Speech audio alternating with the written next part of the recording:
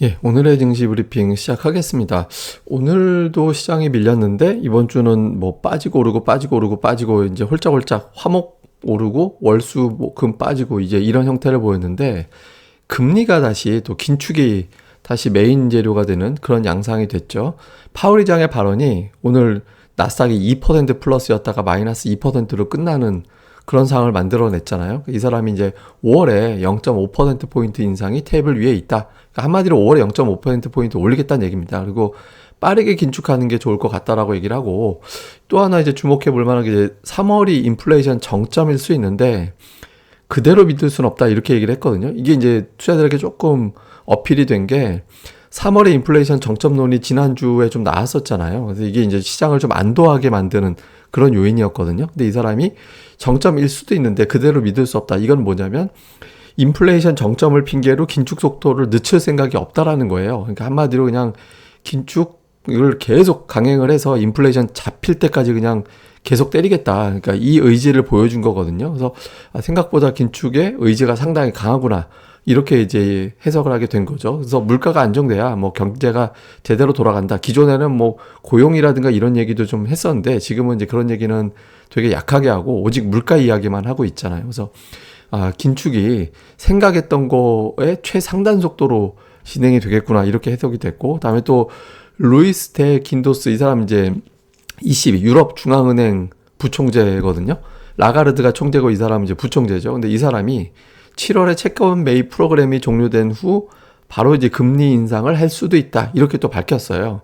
예, 그렇게 되면서 미국도 긴축하고 뭐 유럽도 뭐 긴축은 하긴 하겠지라고 생각을 했는데 라가르드는 기존에 7월 이후에 금리 인상을 할 만한지에 대해서 논의할 거다라는 식으로 얘기를 했는데 이 사람 아예 그냥 그때부터 바로 금리 인상할 수도 있다 이렇게 얘기를 해버리니까 투자자들이 아무래도 좀 걱정을 하게 되는 그런 상황이 만들어지게 된 겁니다. 그리고 미국 채권 금리가 또 많이 올랐었거든요. 그러니까 우리 시장 초반에 2.97%까지 올라갔었거든요. 그러니까 후반부에 조금 주춤거리긴 했습니다만 또 3% 근처까지 올라오다 보니까 이제 금리 그리고 긴축 여기에 대한 어떤 이제 집중도가 다시 높아지게 되면서 좀 쉽게 매수가 들어오기 어렵게 만드는 그런 상황이 연출이 됐습니다. 그나마 뒷부분에서 낙폭을 좀 줄인 게 이제 중국 때문인데 중국이 5일 연속 하락했었거든요. 그러니까 지난주 금요일부터 이번 주 월, 화, 수, 목 다 빠졌었는데 중국 쪽에서 그 대형 투자자들에게 주식을 좀 사라 이렇게 이제 권했다라는 거예요. 그러니까 이제 중국은 사회주의 국가니까 이게 사라 이렇게 얘기를 해버리면 실제로 그게 자금이 가동되는 경우가 많거든요.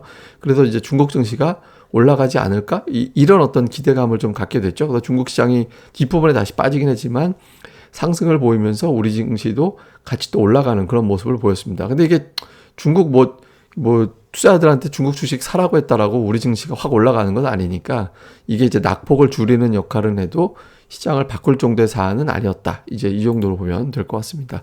수급에서는 외국인 기관 다 팔았죠. 개인이 무려 이제 1조 1000억을 샀잖아요. 한 5천억 원 이상 넘어가면 지수가 올라가기가 어려워요. 개인 1조 원 이상 지금 돈이 없기 때문에 저런 형태로 이제 물량을 받을 때는 지수가 이제 빠질 수밖에 없는 건데 조금 그나마 좋게 보면 외국인들이 매도가 그렇게 크지 않았고 그리고 이제 금융투자가 제가 이번 주에 매수로 돌아설 가능성이 있다. 매수하는 날이 많을 것 같다라고 말씀을 드렸는데 오늘 매도가 나왔잖아요. 이렇게 나오면 이건 다음에 또 매수로 쌓이게 되는 거예요. 그래서 뭐 어차피 이제 다음 주엔 또 매수로 돌아올 것 같은데 어쨌든 외국인 투자자들이 매도를 아주 많이 하지 않았다라는 거는 그나마 다행 이렇게 봐야겠습니다. 근데 좀 아쉬운 건 아침에 이제 삼성전자를 좀 사나보다 이런 분위기가 있었거든요. 그러니까 어제까지 올해 들어서 처음으로 삼성전자가 소폭이긴 하지만 4일 연속 올랐었거든요. 그래서 오늘까지 좀 채워줬으면 좋았을 텐데 어쨌든 외국인 투자들이 워낙 금리, 긴축 이런 거에 이제 민감하다 보니까 시장이 좀 버텨내기는 좀 쉽지 않았던 그런 하루였습니다. 그리고 선물 되게 많이 팔았죠. 굉장히 투기적으로 매매를 한 거예요. 선물은 되게 많이 팔고 콜풋 다 사고 그러니까 변동성을 굉장히 좀 일으키겠다 이런 어떤 의지로도 볼 수 있는 거죠.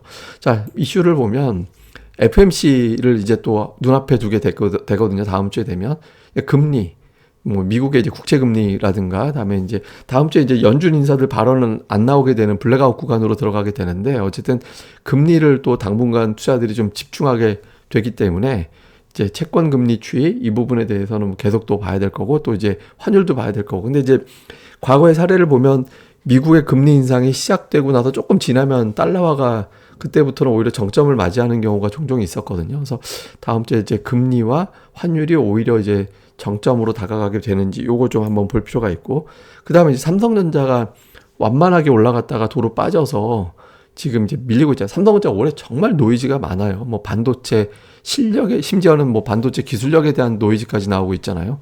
그리고 이제 파운드리가 좀 어렵다. 휴대폰도 노이즈가 있었고 이게 다 나오고 있어요. 이렇게 노이즈가 쏟아진 게 과연 바닥이냐, 그러니까 추가 하락할 거냐. 그러니까 이게 이제 4일 반등했다라는 점에서 보면 조금 바닥에 대한 기대감이 좀 있었거든요, 이번 주에.